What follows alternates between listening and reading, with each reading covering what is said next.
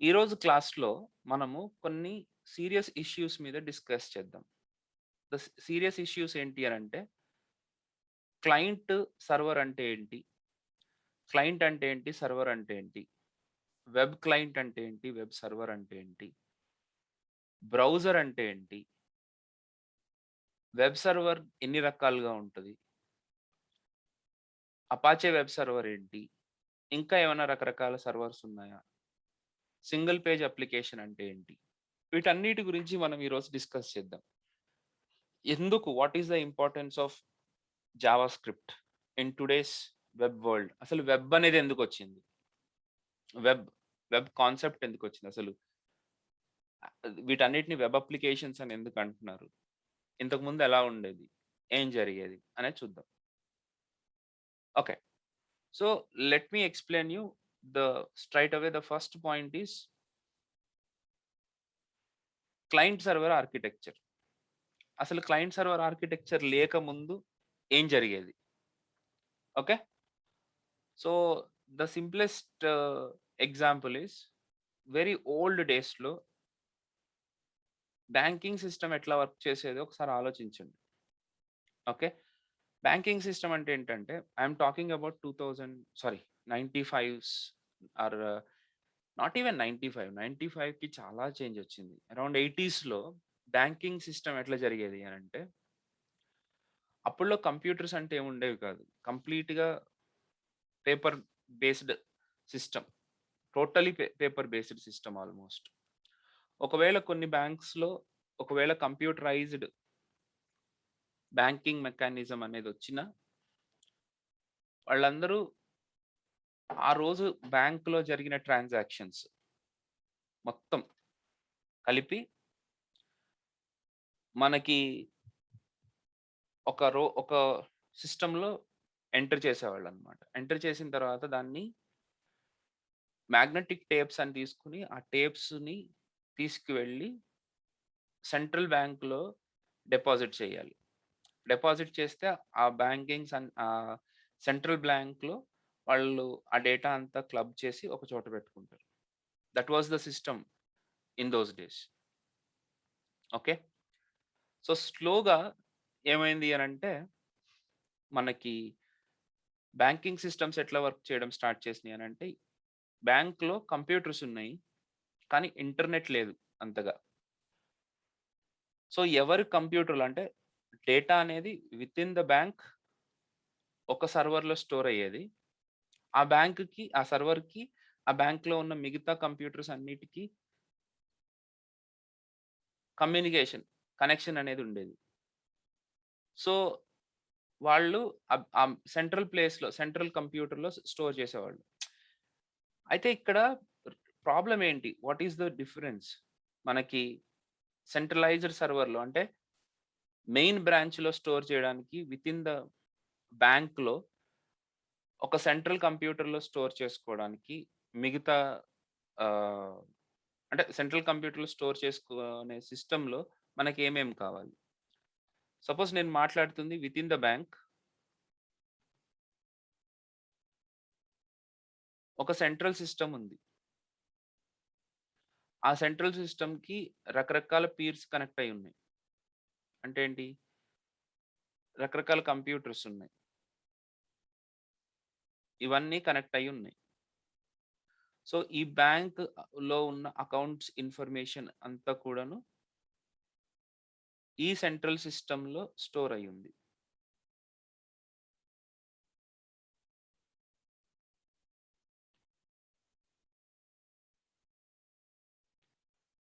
ఇలా సెంట్రల్ సిస్టమ్‌లో స్టోర్ అయ్యి ఉండడం వల్ల మనకొచ్చిన లాభం ఏంటి? What is the benefit out of it? Okay. చూడండి, ఆలోచించండి. ఒకళ్ళు డిపాజిట్ చేయడానికొచ్చారు. డిపాజిట్ చేయడానికి వచ్చినప్పుడు డబ్బులు తీసేసుకుంటారు.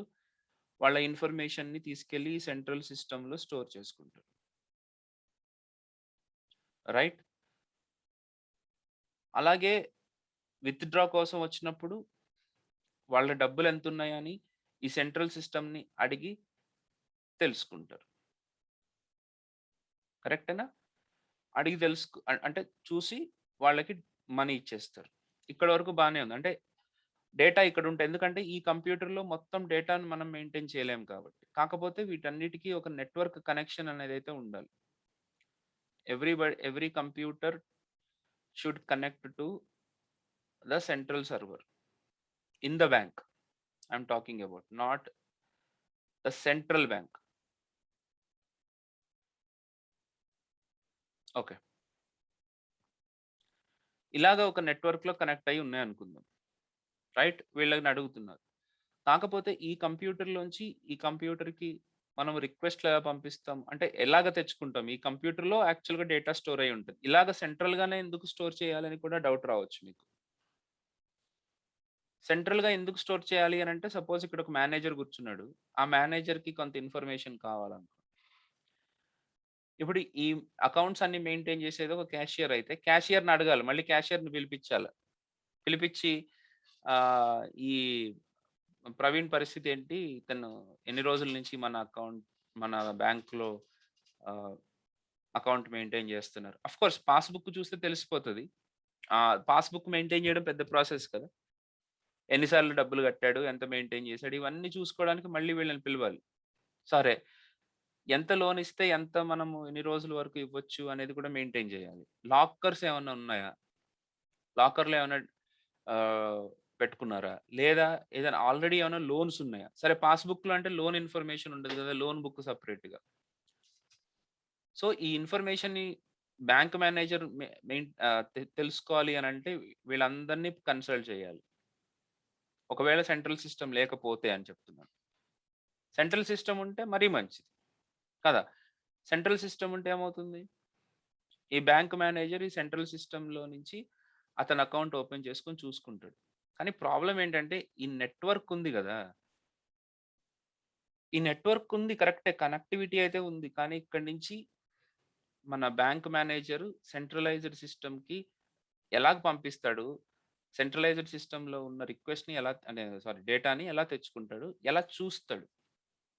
ఎందుకంటే డేటా ఎప్పుడు డేటాబేస్ మేనేజ్మెంట్ సిస్టమ్ అనే దాంట్లో స్టోర్ అయ్యి ఉంటది. ఆ డేటాబేస్ మేనేజ్మెంట్ సిస్టమ్‌లో ఉన్న డేటాని డైరెక్ట్‌గా చూస్తే మేనేజర్‌కి ఏమి అర్థం గాదు. ఓకే. అండ్ డైరెక్ట్‌గా డేటాబేస్ మేనేజ్మెంట్ సిస్టమ్ తోటి ఇంటరాక్ట్ అవ్వడం కూడా కష్టమే. దానికి క్వెరీస్ రాయాలి. దాని కనెక్టివిటీ ఎలాగో తెలుసుకోవాలి. ఇట్లాంటి బోలెడంత పంచాయతీ ఉంటది. అలా కాకుండా మనకి నేను ఆ పర్టిక్యులర్ పర్సన్ ఎవరైతే ఉన్నారో లోన్ కోసం వచ్చినాయన, ఆ పర్సన్ అకౌంట్ నంబర్ ఎంటర్ చేయగానే, ఆ పర్సన్ డీటెయిల్స్ అన్నీ వచ్చేసేలాగా నాకొక సిస్టమ్ కావాలి. అనంటే ఎలాగా? అంటే అప్పుడు వాళ్ళు వీబీ అని అంటే దీనికోసం ఒక సెపరేట్ ప్రోగ్రామ్ రాయడం స్టార్ట్ చేశారనమాట. కొద్దిగా జాగ్రత్తగా అబ్జర్వ్ చేయండి. That program looks like this అనుకోండి. సో, దాన్నే సర్వర్ ప్రోగ్రామ్ అంటారు. ఈ సర్వర్ ప్రోగ్రామ్ ఏం చేస్తుంది? అంటే మీరు ఈ సర్వర్ ప్రోగ్రామ్‌ని ఏదైనా క్వెషన్ అడిగితే ఈ సర్వర్ ప్రోగ్రామ్ ఆ డేటాని మీకిస్తుంది. అంటే ఆ ఫిల్టర్ చేసి ఇస్తుంది. నాట్ ఓన్లీ థట్ ఆ డేటాని ఇంకా బెటర్‌గా ఇస్తుంది. మొన్న సర్టెయిన్ ఫ్యాక్ట్స్ ఎక్కడో చదివానమ్మా. క్రికిన్ఫో చూస్తుంటే ఏదో ఒక ఫ్యాక్టు చాలా సర్ప్రైజింగ్‌గా, ఫన్నీగా అనిపించింది. I don't remember right now. ఇప్పుడు అంటే ఎట్లా అంటే హ్మ్.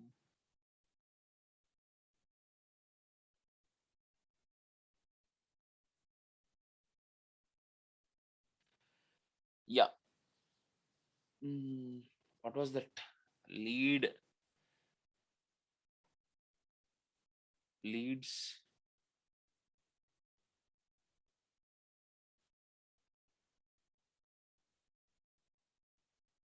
Cricket county Yorkshire Yorkshire yeah! Yorkshire తరపున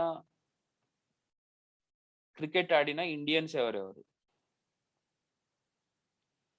అనేది అక్కడ చూపిస్తున్నాయి. ఎట్లా తెలుస్తది? ఇప్పుడు సునీల్ గవాస్కర్ చెప్తా ఉంటాడు. Sachin Tendulkar first person who started playing with Yorkshire and after that directly only Pujara played that అని. ఎలా తెలిసింది సునీల్ గవాస్కర్‌కి? డేటాబేస్‌లో ఉంటదా? డేటాబేస్‌లో ఉన్న డేటాని వాళ్ళు దాన్నేమంటారు? కళ్ళద్దాలు పెట్టి చూసుకుంటే వాళ్ళకి అర్థమైపోతదా? ఎలా అడుగుతాం? ఎందుకంటే చాలా డేటా ఉంటది కదా! పర్టిక్యులర్‌గా ఆ డేటాని ఎలా తెచ్చుకుంటారు? సో, ఇలాంటి ఫ్యాక్ట్స్‌ని తీసుకురావడానికి మనము డేటాబేస్‌కి క్వెరీ ఇవ్వాలన్నమాట. క్వెరీ ఇస్తే ఆ డేటాబేస్ మనకి డేటాని సప్లై చేస్తది. ఆ డేటాని వీళ్ళు చూస్తారు. అయితే ఇక్కడ ప్రాబ్లమ్ ఏంటంటే, మళ్ళీ ఇంకొక ప్రాబ్లమ్ ఏంటంటే, సచిన్ టెండూల్కర్ యార్క్షైర్ తరపున ఎన్ని రన్స్ స్కోర్ చేశారు అనేది తెలీదు. సచిన్ టెండూల్కర్ యార్క్షైర్ తరపున ఎన్ని సిక్స్‌లు కొట్టాడో తెలీదు. ఇప్పుడు అవన్నీ వెతకాలనుకో, మనకి ఒక వే కావాలి కదా! సరే సచిన్ టెండూల్కర్ యార్క్షైర్‌కి కావాల్సిందేంటి? ఎన్ని వికెట్లు తీశాడు. మీకొక ఒక వే గావాలన్నమాట. అంటే ఏదైనా వెతకడానికి ఒక యూఐ గావాలి. దాన్నే యూఐ అంటాం. సపోజ్ ఇప్పుడు మనకి ఫ్లిప్‌కార్ట్ ఉంది. ఫ్లిప్‌కార్ట్‌లో నుంచి నాకు సామ్‌సంగ్‌లో నాకు సారీ నాట్ సామ్‌సంగ్. రియల్‌మీలో నాకు 6 జీబీ ర్యామ్ విత్ స్నాప్‌డ్రాగన్ 780 ఉన్న ప్రాసెసర్ ఉన్నది. విత్ 64 మెగా పిక్సెల్ కెమెరా ఉన్నది. నాకు కావాలనుకోండి. ఎలా వెతుకుతాము? ఇక్కడ మనం రాస్తామా? Please, please give me Realme 64 ఇట్లా రాస్తే దానికి అర్థమైద్దా? అర్థం కాదు కదా! సో, దానికోసం వీళ్ళేం చేశారు? ఒక ఇంటర్‌ఫేస్ అనేది క్రియేట్ దీన్ని ఇంటర్‌ఫేస్ అంటారు అని చెప్తున్నా నేను. దానికోసం ఒక ఇంటర్‌ఫేస్ ఉంది ఇప్పుడు. దీన్ని ఇంటర్‌ఫేస్ ఒక రియల్‌మీ మీద క్లిక్ చేసినప్పుడు ఇక్కడ మీకు ఒక యూఐ వస్తది. This is user interface. ఈ యూఐలో మనము మనకు కావాల్సిన ఆప్షన్స్‌ని సెలెక్ట్ చేసుకోవచ్చు. నా బడ్జెట్ ఎంత అంటే 20,000-25,000 మధ్యలో ఉందనుకుందాం. ఆ! 20,000-25,000 మధ్యలో ఏంటి నాకు రియల్‌మీ గాని, పోకో గాని, మోటరోలా ఈ 3 బ్రాండ్‌లలో 4 స్టార్ కంటే ఎక్కువొచ్చినవి అండ్ ఇంటర్నల్ స్టోరేజ్ నాకు 256 జీబీ కంటే ఎక్కువ కావాలి. ఊరికే సోది ఏదో రాస్తున్నా. అంటే మీరు అబ్జర్వ్ చేయండి 250 జీబీ కంటే ఎక్కువ స్ ఆహ్, ప్రైమరీ కెమెరా వచ్చేసి అచ్చా! ఒకటే ఉంది. అదే వస్తది secondary camera. Resolution type full HD, speciality వచ్చేసి big storage, high performance Snapdragon. So, ఓవరాల్‌గా ఎన్నొచ్చినియండి నాకు? 2 ఫోన్‌లున్నాయి. నా బడ్జెట్‌లో అనుకున్నది ఇవి 2 ఫోన్‌లంట. సో, నాకిలాగిస్తే ఈజీ గదా! నేను డేటాను తెచ్చుకోవడం. రైట్. దీన్నే యూజర్ ఇంటర్‌ఫేస్ అని అంటారు. ఇలాంటి యూజర్ ఇంటర్‌ఫేసెస్‌ని వెబ్ యూజర్ ఇంటర్‌ఫేసెస్ అంటారు. నేను మళ్ళీ వస్తాను వెనకకి. వెబ్ యూజర్ ఇంటర్‌ఫేసెస్ అని ఎందుకన్నామనేది. నేను చెప్పొస్తుందేంటి అనంటే ముందు దీంట్లో ఉన్న డేటాని పుల్ జేసుకోవడానికి మనకి సర్వర్ సైడ్ కోడ్ అయితే ఉంది. కానీ ఈ సర్వర్ సైడ్ కోడ్ తోటి మాట్లాడడానికి మీకు ఒక యూజర్ ఇంటర్‌ఫేస్ ఉండాలి. ఆ యూజర్ ఇంటర్‌ఫేస్‌ని నేను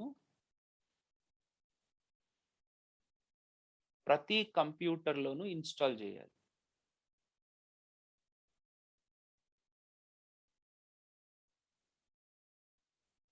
ఇన్‌స్టాల్ జేస్తే ఈ యూజర్ ఇంటర్‌ఫేస్ నుంచి ఈ సర్వర్ కోడ్‌కి మనము అంటే మనమంటే రిక్వెస్ట్ పంపిస్తాం. మనం పంపించినట్టు గూడా తెలీదండి. మనకేమనిపిస్తది అనంటే ఆ ప్రోగ్రామ్ ఇన్‌స్టాల్ జేసుకొని దాంట్లో ఇది క్లిక్ చేసి ఇప్పుడంటే వెబ్ బ్రౌజర్ మీద వస్తున్నాయి గదా! అన్నీ. ఇంతకుముందు వెబ్ బ్రౌజర్ ఉండేది కాదు. ఇంతకుముందు ఎట్లుండేది అనంటే మరి మీకు మనకిప్పుడు మీరు పేటీఎం అప్లికేషన్స్ వాడుతున్నారు గదా! ఎనీవేస్ మీరు పేటీఎం అప్లికేషన్స్ మొబైల్‌లో వాడుతున్నట్టు, ఇంతకుముందు మనకి ప్రతిదానికి ఒక అప్లికేషన్ ఉండేది. గూగుల్ మనము చాట్‌కి వాట్సాప్ వాడుతున్నాం గదా! చాటింగ్‌కి వాట్సాప్ వాడుకుంటున్నాం. ఇంతకుముందు కంప్యూటర్‌లో నుంచి చాటింగ్ చేయాలంటే యాహూ మెసెంజర్ అని ఉండేది. అలాగే గూగుల్ తరపు నుంచి చాటింగ్ చేసుకోవాలంటే గూగుల్ జీ టాక్ అని ఉండేదన్నమాట. అలాగే రెడిఫ్ అని ఇంకొకటుండేది. ఇలాగా ఆహ్, ఒక రకరకాల అప్లికేషన్స్ ఉండేవి మనకి. అలాగే ఇప్పుడు బ్యాంకు తోటి ఇంటరాక్ట్ అవ్వడానికి మాకు ఇప్పటికి గూడా అప్లికేషన్స్ ఉన్నాయి. వాటిని కావాలంటే మీరు మీ కంప్యూటర్‌లో కూడా ఇన్‌స్టాల్ జేసుకోవచ్చు. వాటినే డెస్క్‌టాప్ అప్లికేషన్స్ అంటారు. ఇన్‌ఫాక్ట్ ఆ డెస్క్‌టాప్ అప్లికేషన్స్‌ని మనం ఇన్‌స్టాల్ జేయాలి. So, maybe I don't know how many of you are curious about my first salary or my first income. Engineering second ఇయర్‌లో ఉన్నప్పుడు ఈ బ్యాంక్స్‌లో ఈ కంప్యూటర్స్ ఉంటాయి గదా! ఆ కంప్యూటర్స్‌ని ఆహ్, ఫార్మాట్ చేసి దాంట్లో వాళ్ళ బ్యాంకింగ్ సంబంధించిన సాఫ్ట్‌వేర్స్‌ని ఇన్‌స్టాల్ జేయడానికి పర్ కంప్యూటర్ మాకు రూ. 650 ఇచ్చేవారు. ఒక్కొక్క కంప్యూటర్‌కి రూ. 650 ఆ రోజుల్లో. సో, నా పనేంటి అనంటే సర్వర్‌నేం ముట్టుకునేది లేదు. సర్వర్ కాదు. ఈ కంప్యూటర్స్ ఏదైనా కొత్తగొచ్చినప్పుడు మారిపోయినప్పుడు ఎస్పెషల్లీ కాకతీయ గ్రామీణ బ్యాంక్ ఒకటుండేది. దాంట్లో వర్క్ చేసేవాళ్ళం అన్నమాట. ఏదన్నా ఉంటే దాంట్లో ఇన్‌స్టాల్ చేయడం మా పని అంతే. వేరే అన్న ఒకాయన తీసుకెళ్తా ఉండేవాడు. తర్వాత ఆయన వేరే పనులకి బిజీ అయిపోతే నేను ఆహ్, ఆ వర్క్‌ని స్టార్ట్ చేశాను. Anyways so, that was the first place where I started the curiosity out of it. మనం ఇక్కడ ఇన్‌స్టాల్ చేసేస్తున్నాం. ఇన్‌స్టాల్ చేసేసిన తర్వాత అక్కడ ఇంగ్లీష్ వస్తే సరిపోతది. నెక్స్ట్‌లే అన్నీ. అక్కడ ఒక నెట్వర్క్ ఇదుంటది. దాన్ని ఓపెన్ చేసి దీని ఐపీ అడ్రెస్ అక్కడ ఇవ్వాలన్నమాట. ప్రతి దానికి కనెక్ట్ చేయడానికి. దీని ఐపీ అడ్రెస్ ఇచ్చేసి, సేవ్ కొట్టేసి క్లోజ్ చేసేసేయాలి దాన్ని. చేసేస్తే ఇంకా వాళ్ళెవరు మార్చడానికి ఉండదు. అంతే. వాళ్ళు ప్రతిరోజొచ్చి ఆ అప్లికేషన్ ఓపెన్ చేసుకుంటారు. దాంట్లో ఎవరన్నా అకౌంట్‌లో డబ్బులేసుకోవాలంటే అకౌంట్ నంబర్ కొడతారు. డబ్బులేసుకోవాలంటే డబ్బులు యాడ్ చేసేస్తారు. కన్ఫర్మేషన్ ఒస్తది. అయిపోతది. సో, నేనెందుకు చెప్తున్నాను ఇదంతా అంటే, ఈ యూజర్ ఇంటర్‌ఫేస్ ఏం చేస్తుంది అనంటే, ఒక చిన్న టెక్స్ట్ బాక్సెస్ ఇట్లాంటివి సప్లై చేస్తది. వాటిని మనము యూజ్ చేసుకుంటాం. I just okay. Leave leave that. హ్మ్. రైట్. వీటిని ఏమంటారంటే క్లయింట్ అండ్ సర్వర్. అంటే క్లయింట్‌కి ఒక సెపరేట్ అప్లికేషన్. దీన్ని వీబీ డాట్ నెట్‌లో సారీ డాట్ నెట్ లేదు అప్పటికి. వీబీ అని విజువల్ బేసిక్ అని ఒకటుండేది. దాంట్లో రాసేవాళ్ళం. ఓకే. రాసేవాళ్ళం అంటే కొద్దిగా నేను కూడా రాసానులే. వీసీ ప్లస్ ప్లస్ అని, వీబీ అని ఉండేవి. వాటిలో ఈ కోడ్ రాస్తారనమాట. సో, వీబీలో రాస్తారు. సర్వర్ అప్లికేషన్స్ ఆ రోజుల్లో C plus plus, C, Perl ఈ పర్టిక్యులర్ లాంగ్వేజెస్‌లో ఉండేవి. ఇవి రెండిటికి మధ్యలో కమ్యూనికేషన్ జరుగుతూ ఉండేది. ఇదండి. క్లయింట్‌కి సెపరేట్ అప్లికేషన్ ఉండేది. సర్వర్‌కి సెపరేట్ అప్లికేషన్ ఉండేది. సో, కొన్ని రోజుల తర్వాత అంటే నేను ఫోర్త్ ఇయర్‌కి వెళ్ళేసరికి మాకు కొద్దిగా ఇంటర్నెట్ అలవాటయింది. తెలిసింది మాకు గూడా. మేము రిజల్ట్స్‌ని ఇంటర్నెట్‌లో చూసుకోవడం తెలిసింది. ఫోర్త్ ఫోర్త్ ఇయర్‌కొచ్చేసరికి నాకు పెద్దగా కాల్స్ రావట్లేదు బ్యాంక్ నుంచి. జనరల్‌గా వాళ్ళేంటంటే ఆ రోజుల్లో ఏముండేవి గాదు. తొందరగా పాడైపోయేవి అనుకోండి. సో, వాటిని మళ్ళీ రీఇన్‌స్టాల్ చేస్తా ఉండేవాళ్ళం. ఈ బ్యాంక్‌లో ఉండేవాళ్ళు గూడా ఏవేవో ఆడుతా ఉండేవాళ్ళు దాంట్లో గూడా. సెక్యూర్ సిస్టమ్స్‌లో గూడా. ఎనీవేస్ ఫైనల్లీ అంటే నాకు కొన్ని రోజుల తర్వాత పనుండి ఆ కాంప్లెక్స్‌కెళ్తే, ఆ కాంప్లెక్స్‌లో "ఏం సార్ ఈ మధ్య ఏమి చెప్పట్లేదు" అనంటే, "ఏముంది ఈ మధ్య అంతా బ్రౌజర్ వచ్చేసింది గదా! ఇంటర్నెట్ వచ్చేసింది. సో, ఇప్పుడు అవసరం లేకుండా పోయింది. మామూలుగా విండోస్ అవసరమైనప్పుడు నిన్నే పిలుస్తాలే. ఇప్పుడు సెపరేట్ సిస్టమ్ ఏమి ఇన్‌స్టాల్ చేయాల్సిన పని లేదు. అప్‌గ్రేడ్ ఏం లేదు. డైరెక్ట్‌గా బ్రౌజర్‌లో ఓపెన్ అయిపోతుంది." ఓరి నాయనా! ఈడెవడో నా పాకెట్ మనీకి గండి కొట్టాడా అనిపించింది. Pocket money is very important bro. So, pocket మనీకి గండి కొడుతున్నాడని చూసేసరికి విషయం తెలిసిందేంటంటే, వాళ్ళు బ్రౌజర్స్ వాడుకుంటున్నారు. బ్రౌజర్‌లో యూఆర్ఎల్ ఎంటర్ చేస్తే డైరెక్ట్‌గా సేమ్ ఇలాంటి యూఐయే బ్రౌజర్‌లో వచ్చేస్తుంది. సో, సెపరేట్‌గా ప్రతిదానికి ఇన్‌స్టాల్ చేయాల్సిన పని లేదు. యూఆర్ఎల్‌లో లింకులున్నాయి. ఆ లింకులు ఓపెన్ చేసుకుంటే వచ్చేస్తుంది. అక్కడ నాకు క్వెషన్ స్టార్ట్ అయిందనమాట. ఏంటిది టెక్నాలజీ ఏంటి? What the hell is that అనంటే yes. Here it is. So, ఈ అప్లికేషన్స్, ఈ సర్వర్ సైడ్ అప్లికేషన్స్‌ని వెబ్ అప్లికేషన్స్‌గా మార్చేశారు. అంటే జావా అంటే ఇంతకుముందు క్లయింట్ అప్లికేషన్స్ నుంచి వచ్చే రిక్వెస్ట్‌లని తీసుకునేది గదా! ఇప్పుడు బ్రౌజర్ నుంచి వచ్చే రిక్వెస్ట్‌ని కూడా తీసుకోవడం స్టార్ట్ చేసింది. ఐ రిపీట్, నార్మల్ బ్రౌజర్స్ నుంచి వచ్చే రిక్వెస్ట్‌లను కూడా తీసుకోవడం స్టార్ట్ చేసింది. సో, బ్రౌజర్స్ గూడా ఇప్పుడు ఈ సర్వర్ అప్లికేషన్స్‌కి బ్రౌజర్ నుంచి రిక్వెస్ట్ పంపిస్తున్నాం. ఇంతకుముందేంటంటే క్లిక్ చేయగానే అయి డైరెక్ట్‌గా ఆ యూఐ ఓపెన్ అయిపోయేది. ఇప్పుడు మీకు ఎలా చెప్పాలి? అదే పేటీఎంని క్లిక్ చేస్తే మీకు పేటీఎం యూఐ ఎలా ఓపెన్ అవుతుందో, ఫోన్‌పే యూఐ ఎలా ఓపెన్ అవుతుందో, యూఐ అంటే అదేనండి. ఆ యూజర్ ఇంటర్‌ఫేస్ ఎలాగైతే ఓపెన్ అవుతుందో, అలా ఇంతకుముందు ఆ బ్యాంకింగ్ అప్లికేషన్, క్లయింట్ అప్లికేషన్‌ని క్లిక్ చేసినప్పుడు అలా ఓపెన్ అయ్యేది. సర్వర్ అప్లికేషన్ గాదు. అది సెపరేట్‌గా ఉండేది. సో, అప్లికేషన్ డైరెక్ట్‌గా కమ్యూనికేట్ అయ్యేది. ఇప్పుడేంటి బ్రౌజర్ ఓపెన్ చేసుకుంటున్నారాళ్ళు. ఆ బ్రౌజర్ ఓపెన్ చేసుకోగానే బ్రౌజర్‌లో యూఆర్ఎల్ టైప్ చేయాలన్నమాట. దీని యూఆర్ఎల్ టైప్ చేయాలి ఎస్పెషల్లీ. ఈ సర్వర్ లోకల్ సర్వర్ ఉంది గదా! దీని సర్వర్‌కున్న యూఆర్ఎల్ టైప్ చేస్తే వచ్చేది. కానీ టైప్ చేస్తే ఆ బ్రౌజర్‌లో సేమ్ అలాంటి యూఐయే వచ్చేది. దాంట్లో వీళ్ళు మిగతా పనులు చేసుకునేవారు. సో, ఇప్పుడు, ఇప్పుడు ప్రతి దాంట్లో ఇంతకుముందు మేమేం చేసేవాళ్ళమంటే, ఈ అంటే లోన్స్ అనేవి ఒకటే ఉండవండి. ఇప్పుడు బ్యాంక్‌లో ఒకటే పనుండదు. రకరకాల పనులుంటాయి బ్యాంకుల్లో. I don't know how many of you know that. ఇప్పుడు దాన్నేమంటారు అనంటే, పేరేమన్నా తప్పు చెప్తే సారీ. ఇప్పుడు మనం చేసేవన్నీ చాలా జుజుబీ పనులనమాట అవి. What do you mean by jujubi sir? అంటే చిన్న చిన్న పనులవి. అవేం పెద్ద గొప్ప పనులేం కాదు. లైక్ దీన్నేమంటారు? రిటైల్ సర్వీసెస్ అంటే ఇప్పుడు సేవింగ్స్, తర్వాత కరెంట్ అకౌంట్స్, తర్వాత లోన్స్. ఈ లోన్స్‌లో రకరకాల లోన్స్ ఉంటాయి. లైక్ ఇప్పుడు క్రాప్ లోన్స్ ఉంటాయి. ఎస్పెషల్లీ అది గ్రామీణ బ్యాంక్ యాక్చువల్‌గా క్రాప్ లోన్స్‌కి ఎక్కువ ఫేమస్ అన్నమాట. క్రాప్ లోన్స్, గోల్డ్ లోన్స్, తర్వాత ఇంకొకటి కాయిన్స్ కొనుక్కునేవాళ్ళు ఆళ్ళు. ఓకే. గోల్డ్ కాయిన్స్ అని. సో, ఇంతకుముందు పరిస్థితి ఏంటంటే ప్రతి దానికి సెపరేట్ అప్లికేషన్స్ ఉండేవి. నేను చాలా బిగినింగ్ గురించి చెప్తున్నాను. సో, ఒక్క అప్లికేషన్ నేను సేవింగ్స్ గురించి ఇందాక చెప్పినట్టు ఇలాంటి రెడ్ కలర్ అంటే క్లయింట్ అప్లికేషన్స్ ఒక 10, 15 ఉండేవి. వాటన్నిటిని ఇన్‌స్టాల్ చేయాలి మనం. సో, ఇండివిడ్యుయల్‌గా దేనికి మీకు అప్‌డేట్ వచ్చినా సరే మళ్ళీ మనం ఇన్‌స్టాల్ చేయాలి దాన్ని. ఆ పర్టిక్యులర్ థింగ్‌ని అన్‌ఇన్‌స్టాల్ చేసి మళ్ళీ ఇన్‌స్టాల్ చేయాలి. ఓకే. నా పాయింట్ ఏంటంటే ఇప్పుడు 5, 6 అప్లికేషన్స్‌ని నేను ఇన్‌స్టాల్ చేయాల్సిన పని లేదు. బ్రౌజర్‌లో నేను 122.168.62.32:8080/సేవింగ్స్ అని కొడితే సేవింగ్స్ అప్లికేషన్ ఓపెన్ అయ్యేది. సేవింగ్స్ యూఐ ఓపెన్ అయ్యేది. అదే 8080 కాకుండా 8030 కొడితే కరెంట్ అకౌంట్స్‌కి సంబంధించిన యూఐ ఓపెన్ అయ్యేది. 8090 కాకుండా 8060 ఓపెన్ చేస్తే లోన్స్ అకౌంట్ ఓపెన్ అయింది. అంటే ఇప్పుడు అది ఏంటి నంబర్స్ ఎందుకు చెప్తున్నారు అని అనుకోకండి. ఒక్కొక్క యూఆర్ఎల్‌కి ఒక్కొక్క యూఐ ఆటోమేటిక్‌గా సర్వర్ నుంచి డౌన్‌లోడ్ అయిపోయేది. ఇక్కడ స్టోర్ అయిపోయేది. అంటే ఇక్కడ బ్రౌజర్‌లో ఓపెన్ అయిపోయింది.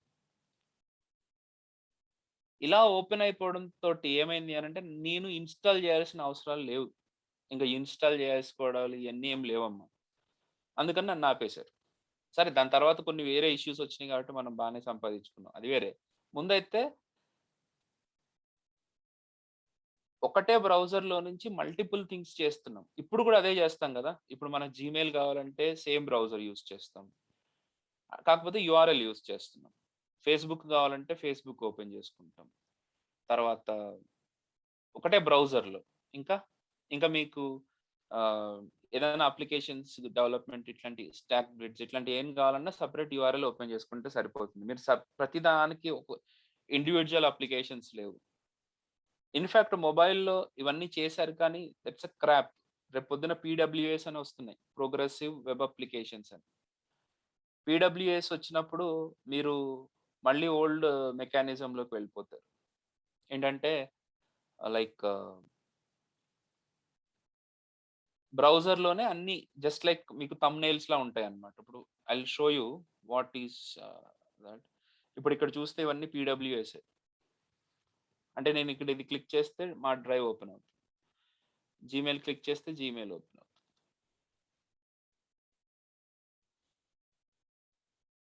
సో, ఇలాగ రాబోతుంది మీకు. మీకు ఇన్నిన్ని అప్లికేషన్స్‌ని ఇన్‌స్టాల్ చేయాల్సిన పని లేదు.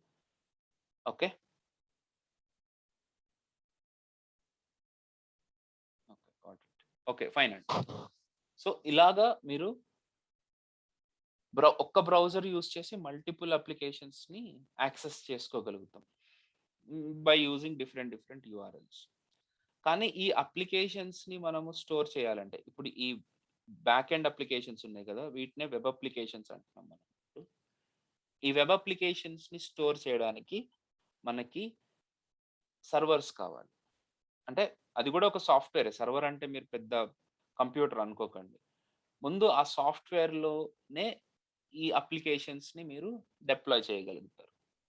సో, అలాంటి సాఫ్ట్‌వేర్స్ అంటే ఈ అప్లికేషన్స్‌ని డిప్లాయ్ చేయగలిగే సాఫ్ట్‌వేర్స్‌ని అప్లికేషన్ సర్వర్స్ అంటారు.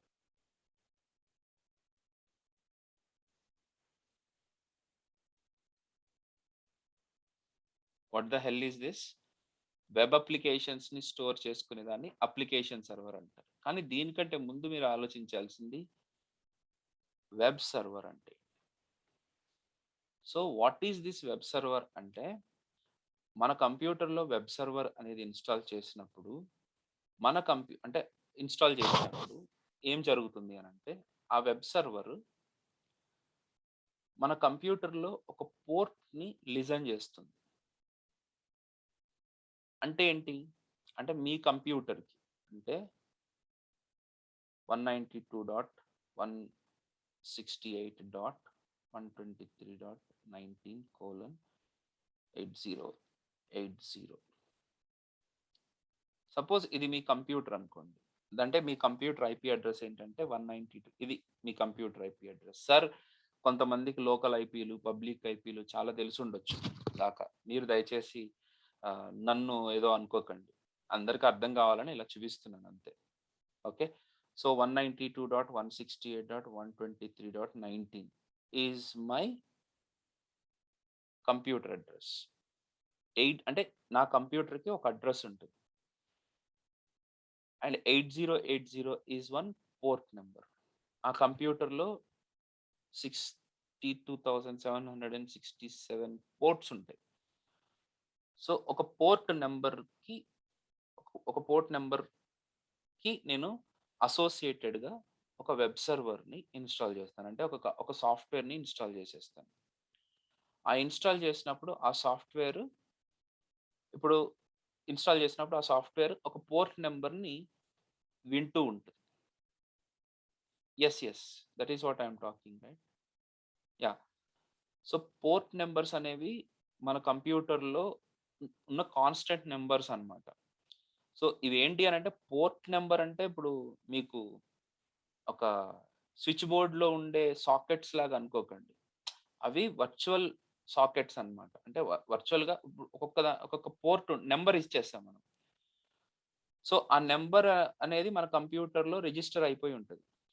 ఓకే. నేనొస్తున్నాను. అక్కడికే వస్తున్నాను. ఆ నంబర్ అనేది కంప్యూటర్‌లో రిజిస్టర్ అయిపోయి ఉంటది. ఆ పోర్ట్‌కి మనము ఒక సాఫ్ట్‌వేర్‌ని అసోసియేట్ చేస్తాం. ఒక సాఫ్ట్‌వేర్‌ని అసోసియేట్ చేయడం అంటే ఒక వెబ్ సర్వర్‌ని గాని, అప్లికేషన్ సర్వర్‌ని గాని బైండ్ చేస్తాం. బైండ్ చేసాం బావుంది. అంటే ఇప్పుడు బయట నుంచి ఎలా చెప్తామనంటే, this web server is running on that port number అంటాం. పోర్ట్ నంబర్ ఆ పోర్ట్ మీద రన్ అవ్వడం అంటే ఏంటి? అదేమన్నా కాకినాడ పోర్టా? మచిలీపట్నం పోర్టా? ఆ రకంగా ఆలోచించకండి. పోర్ట్ అంటే ఒకటి అని. వర్చువల్‌గా మన కంప్యూటర్‌లో ఒక నంబర్ అన్నమాట. పోర్ట్ అనేది ఒక నంబర్ అంతే. కానీ ఆ నంబరు ఒక సర్వర్‌కి అసోసియేట్ చేసుకొని పెట్టుకుంటాం మనం. దీనివల్ల ప్రయోజనం ఏంటి? వాట్ ఈస్ ద ప్రయోజనం? యాహ్! ఇప్పుడు సింగపూర్ నుంచి ఒక షిప్ వస్తుంది. షిప్‌లో నా ల్యాప్‌టాప్ వస్తుంది. ఇప్పుడు ఆ షిప్‌లో షిప్ ఏ పోర్ట్‌కి వెళ్ళాలి అని అంటే మనం కాకినాడ పోర్ట్ అనగానే కాకినాడకి వెళ్తాం కదా! అలాగే చెన్నై పోర్ట్ అనంటే చెన్నైకెళ్ళిపోద్ది. సో, ఇప్పుడు ఇండియాకే వచ్చేది. కాకపోతే ఏ పోర్ట్‌కెళ్ళాలి అనేది మనము ఆ షిప్ మెన్షన్ చేస్తాం మనం. ఆ షిప్‌కి మెన్షన్ చేస్తాం. You have to go to this port అని. అలాగే మన కంప్యూటర్‌కి అంటే ఇప్పుడు ఈ సెంట్రలైజ్డ్ సర్వర్‌లో ఒక అడ్రెస్ ఉంది. దానికి ఒక పోర్ట్ ఉంది. అంటే ఈ వెబ్ సర్వర్‌ని ఆ పోర్ట్ మీద రన్ చేస్తున్నాం. సో, ఈ పర్టిక్యులర్ బ్రౌజర్ నుంచి ఒక వేరే సిస్టమ్‌లో ఉన్న బ్రౌజర్ నుంచి ఈ కంప్యూటర్‌కి ఒక రిక్వెస్ట్ పంపిస్తుంది. ఈ రిక్వెస్ట్ వెళ్లి ఏ కంప్యూటర్ ప్రోగ్రామ్‌కి ఆ రిక్వెస్ట్ చేరాలి. ఎందుకంటే ప్రోగ్రామ్‌కి చేరాలి గదా! అల్టిమేట్‌గా ఈ కంప్యూటర్‌కి చేరడం గాదు. కంప్యూటర్‌లో వందల ప్రోగ్రామ్‌లుండొచ్చు. ఏ ప్రోగ్రామ్‌కి ఆ రిక్వెస్ట్ వెళ్ళాలి? అంటే నువ్వు ఒకటి అడుగుతున్నావు. నేనొక సిగ్నల్ పంపించాను. ఆ సిగ్నల్ అంటే ఒక కమాండ్ పంపించాను. ఆ కమాండ్ ఈ కంప్యూటర్‌లో ఏ ప్రోగ్రామ్‌కెళ్ళాలి అనేది ఈ పోర్ట్ నంబర్‌ని బేస్ చేసుకొని డిసైడ్ అవుతుంది. అంటే ఎలాగ పంపిస్తాం మనం అంటే, నాకు ఆ ప్రోగ్రామ్‌కే పంపించాలి అని ఈ కంప్యూటర్ నుంచి ఎలా పంపిస్తాం అనంటే, ఈ పోర్ట్ నంబర్‌ని గనక పంపించామనుకోండి, మన కంప్యూటర్ అడ్రెస్‌తో పాటు పోర్ట్ నంబర్‌ని కూడా పంపించామనుకోండి, డైరెక్ట్‌గా మీరు పంపించిన కమాండ్ ఆ పర్టిక్యులర్ అప్లికేషన్‌కి చేరుకుంటుంది. దట్ పర్టిక్యులర్ అప్లికేషన్‌కి చేరుకుంటుంది. సో, కంప్యూటర్ విల్ ఐడెంటిఫై ఇప్పుడొచ్చిన రిక్వెస్ట్‌ని నేను ఏ అప్లికేషన్‌కి అంటే ఏ సర్వర్‌కి పంపించాలి అనంటే ఎలా తెలుస్తుంది కంప్యూటర్‌కి అనంటే by using this port number. Is it clear Prakash? Yes sir. Clear. Okay. అంటే మన కంప్యూటర్‌లో మోర్ థాన్ 1 సర్వర్ ఉండొచ్చా? ఉండొచ్చు. 100% ఉండొచ్చు. రైట్? ఓకే. సో, ఏ సర్వర్‌కెళ్ళాలి అనేది మనం అలా తెలుసుకుంటాం. ఊరికే జస్ట్ ఫర్ ద ఫన్ నేను కూడా నేను మేమందరం ఒకటే ఐ మీన్ టు సే నా మొబైల్ నుంచి కూడా చూస్తాను.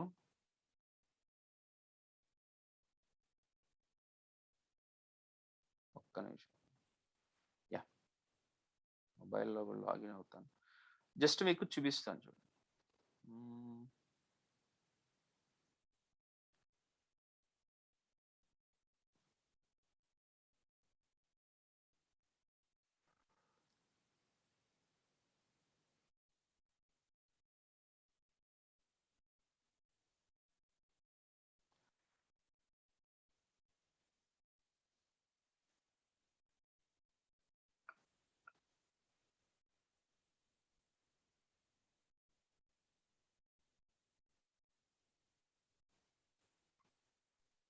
Recording in progress.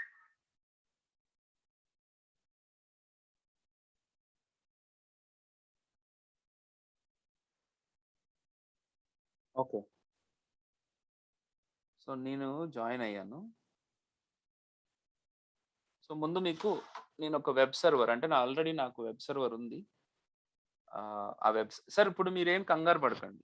Worry అయిపోకండి. Just మీకు ఎక్స్‌ప్లెయిన్ చేయడానికి ఫస్ట్ మీరు అర్థం చేసుకోవాల్సింది what is web server, right?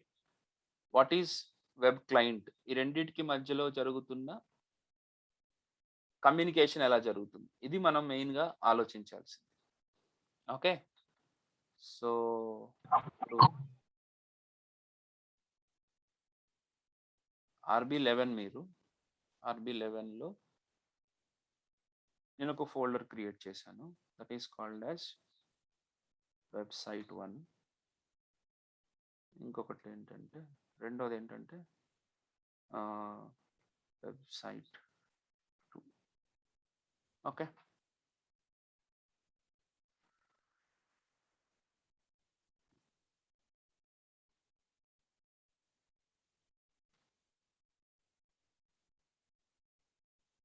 ముందు పోర్ట్ గురించి చెప్తున్నాను నేను అన్నిటికంటే మెయిన్‌గా. ఏబీసీ.html.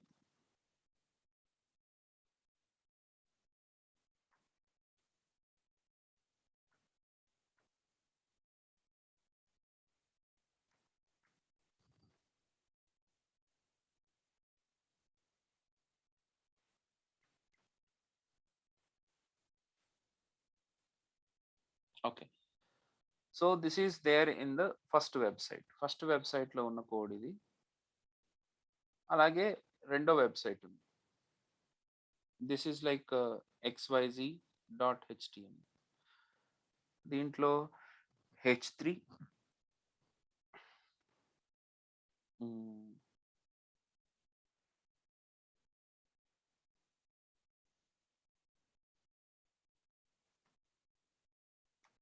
ఏదో నేను ఊరికే అవుట్ ఆఫ్ ద బాక్స్ నేను ఏదో చెప్పాలని ట్రై చేస్తున్నాను అంతే. h1 Sachin played for Yorkshire. Okay.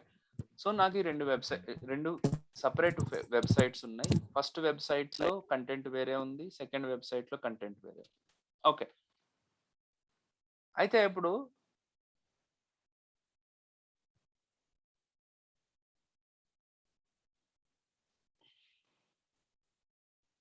నా బ్రౌజర్ నా మొబైల్లో ఆ పర్టిక్యులర్ ఫైల్ని ఎలా యాక్సెస్ చేయాలి? Try to understand the point. నేను ఇక్కడ షేర్ చేయడానికి ట్రై చేస్తాను. షేర్. ఓకే, ఇది వేరమ్మా, ఇది స్క్రీన్ షేర్ చేయడం గురించి చెప్తాను.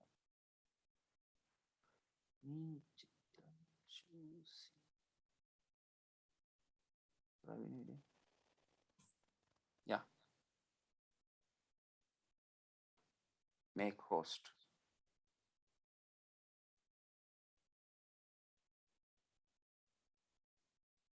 Hello, yes.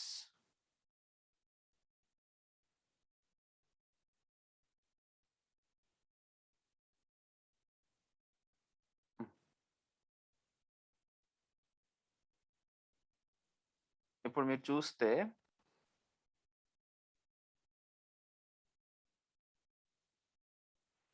నా మొబైల్ స్క్రీన్ కనపడుతుంది మీకు. హలో, కరెక్టేనా? This is my mobile screen. ఇప్పుడు ఈ మొబైల్ స్క్రీన్లో ఫోన్ వచ్చింది నాకు. ఓకే, ఈ మొబైల్ స్క్రీన్ అంటే దీంట్లో నేను ఈ వెబ్సైట్స్ని యాక్సెస్ చేసుకోవాలి. ఎలా యాక్సెస్ చేసుకోవాలి? Can you understand my point? నేను నా కంప్యూటర్లో క్రియేట్ చేసిన వెబ్సైట్స్ని నా మొబైల్లో ఎలా యాక్సెస్ చేసుకోవాలి? అంటే మీకు డైరెక్ట్గా ఫోన్ తోటి పంపించడమో లేకపోతే ఇలా కాకుండా మనం ఏం చేయాల్సి ఉంటుందంటే ఈ వెబ్సైట్స్ అన్నిటినీ కూడా మనము ఒక్కొక్క పోర్ట్లో పెట్టుకోవాలన్నమాట. అంటే ఎలా పెట్టుకుంటాం సార్ అంటే ఇక్కడ జాగ్రత్తగా అబ్జర్వ్ చేయండి.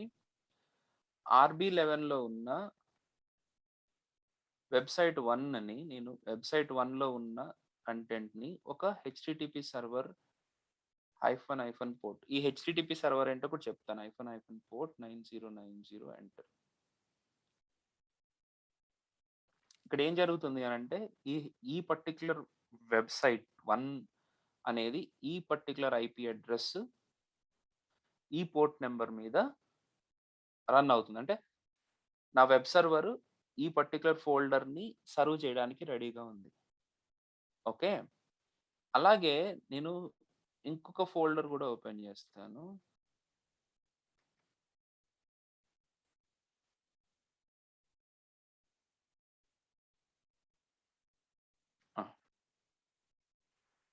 సో ఇప్పుడు నా కంప్యూటర్లో 2 వెబ్ సర్వర్లు రన్ అవుతున్నాయి. Try to understand my point. నా కంప్యూటర్లో 2 వెబ్ సర్వర్లు రన్ అవుతున్నాయి. ఒక వెబ్ సర్వర్ అంటే 2 వెబ్ సర్వర్లు రన్ అవుతున్నాయి. ఒక వెబ్ సర్వర్ ఏమో 9090 అనే పోర్ట్ మీద రన్ అవుతుంది. ఇంకొక వెబ్ సర్వర్ 8080 అనే పోర్ట్ మీద రన్ అవుతుంది. హలో, సపోజ్ ఇప్పుడు నాకు వెబ్సైట్ 1లో ఉన్నటువంటి ABC అనే ఫైల్ కావాలనుకోండి, abc.html అనే ఫైల్ కావాలనుకోండి, నేను ఏం చేయాల్సి ఉంటుంది అని అంటే ఇప్పుడు జాగ్రత్తగా అబ్జర్వ్ చేయండి. నా మొబైల్కి వెళ్తున్నాను, ఎందుకంటే నేను నా మొబైల్ కానీ నా కంప్యూటర్ కానీ మేమందరం ఒక లోకల్ నెట్వర్క్లో ఉన్నాం కాబట్టి యాక్సెస్ అవుతుంది. So I'm going to the browser, ఈ బ్రౌజర్కి వెళ్ళి http ://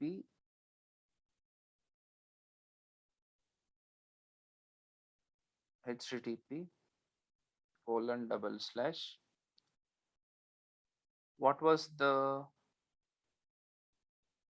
IP address?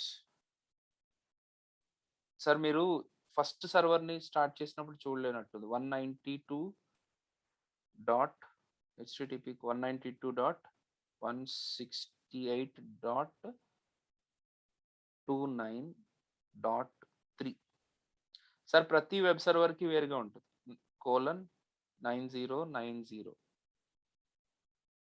అర్థమవుతుందా? 9090/abc.html అని టైప్ చేసి ఎంటర్ చేస్తే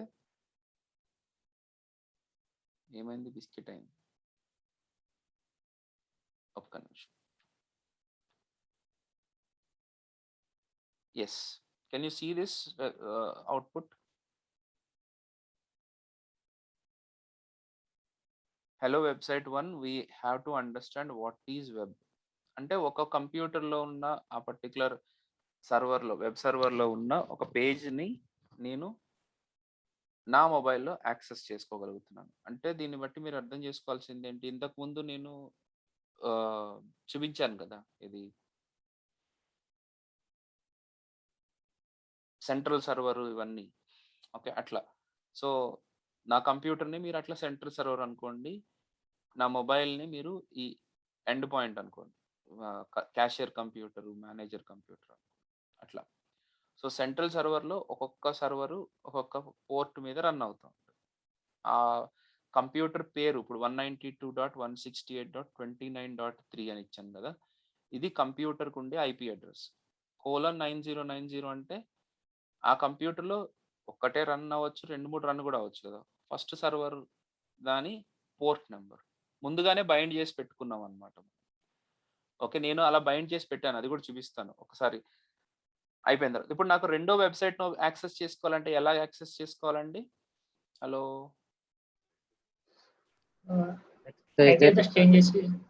IP అడ్రస్ కాదు, IP అడ్రస్ సేమే ఉంటది కదా, ఒకటే కంప్యూటర్ కాబట్టి IP అడ్రస్ సేమే ఉంటుంది. పోర్ట్ నెంబర్ చేంజ్ చేయాలి.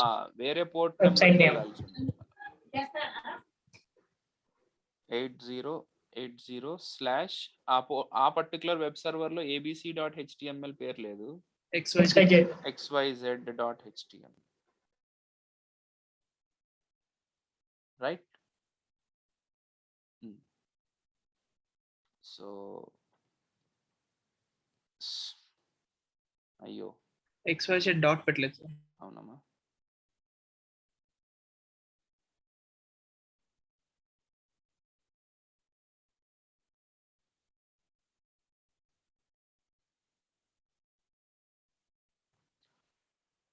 One second. xyz.html 192.168. కదా సార్? కాదండి, సింగిల్ స్లాష్. అయితే నాట్ ఫౌండ్ అంటుంది యాక్చువల్గా వెబ్సైట్ 2. 1 సెకండ్, నా సర్వర్ తప్పుగా రన్ చేస్తాను నేను, కొద్దిగా ఒక్క నిమిషం. CD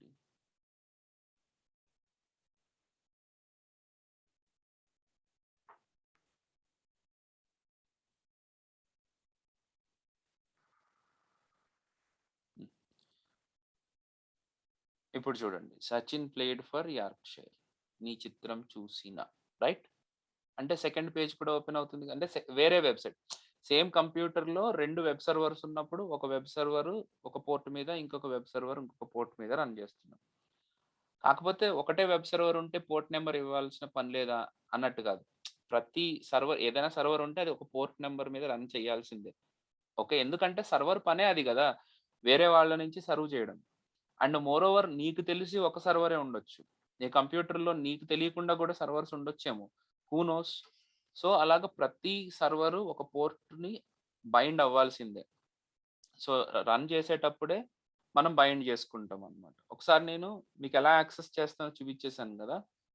So I'll get my access back so that I'll explain you.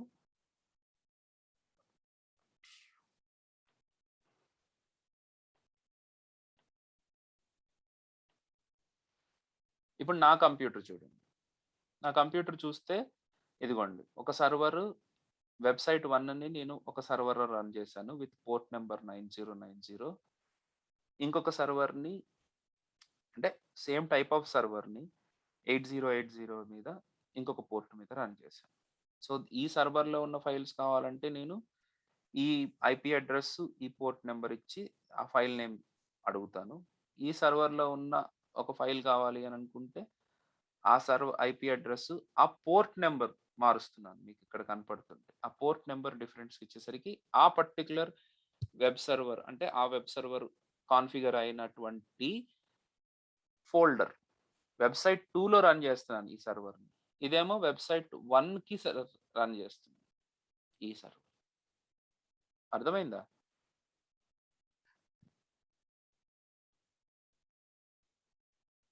How to get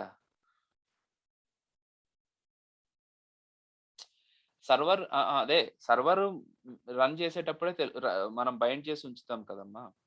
okay. So ఈ సర్వర్ మెయింటైన్ చేసేవాళ్ళు ఆ పోర్ట్ నెంబర్‌ని చెప్పాల్సిందే. అండ్ మోర్ ఓవర్ ఇప్పుడు google.com ఉంది. లేదా gmail.com ఉంది. ఇవన్నీ కూడా ఒక వెబ్ సర్వర్‌లోను, ఒక వెబ్ అప్లికేషన్ సర్వర్‌లోను రన్ అవ్వాల్సిందే. కానీ ఆ పోర్ట్ నంబర్ ఏంటో మనకు తెలీదు గదా! మరి దాని పరిస్థితి ఏంటి అనంటే యాక్చువల్‌గా ఐపీ అడ్రెస్‌లు, పోర్ట్ నంబర్‌లు మీరు గుర్తుపెట్టుకోలేరు కాబట్టే డొమైన్ నేమ్ సిస్టమ్ అనే కాన్సెప్ట్‌ని తీసుకొచ్చారు. సో డిఎన్ఎస్ సర్వర్‌లు ఆ పోర్ట్ నంబర్‌లని, ఆ పర్టిక్యులర్ ఐపీ అడ్రెస్‌లని మెయింటైన్ చేస్తాయి. సో మనము డొమైన్ నేమ్‌ని మన బ్రౌజర్‌లో ఎంటర్ చేయగానే naistam.com అని ఎంటర్ చేయగానే ఏం జరుగుతుంది? ఏం జరుగుతుంది? ఒక వెబ్ నుండి రిక్వెస్ట్ వెళ్తుంది సర్వర్. ఫస్ట్ ఈ domain name server IP address ఈ డొమైన్ నేమ్‌కి ఏ ఐపీ అడ్రెస్ బైండ్ అయి ఉందో ఆ డొమైన్ నేమ్ సర్వర్‌కి రిక్వెస్ట్ వెళ్ళి ఆ డొమైన్ నేమ్ సర్వర్ మనకి ఐపీ అడ్రెస్, పోర్ట్ నంబర్ ఇస్తదన్నమాట. ఆ వచ్చిన దాన్ని మనం యూజ్ చేస్తాం. కానీ మన కంప్యూటర్‌లో ఆ డొమైన్ నేమ్ సర్వర్‌ని ఎవరు ఇన్‌స్టాల్ చేస్తారు అనంటే మీరు యాక్చువల్‌గా ఇంటర్నెట్‌కి కనెక్ట్ అవుతున్నప్పుడే మీ ఇంటర్నెట్ సర్వీస్ ప్రొవైడర్ అనేటోడు ఏం చేస్తాడంటే ఆ డొమైన్ నేమ్ సర్వర్‌ని మీకు అప్రూవ్ చేసేస్తాడు. ఆ డొమైన్ నేమ్స్ డిఎన్ఎస్ అని అంటారు. DNS server. ఇది IPv4 నా లోకల్ సర్వర్ ఇది. బయట సర్వర్ అడ్రస్ ఇదన్నమాట డిఎన్ఎస్ సర్వర్. ఓకే. అలా డిఎన్ఎస్ సర్వర్ ముందుగానే మనము మన ఇంటర్నెట్ కనెక్టివిటీ చేసినప్పుడే దాని ఇన్ఫర్మేషన్ మనకు వచ్చేస్తుంది. ఓకే.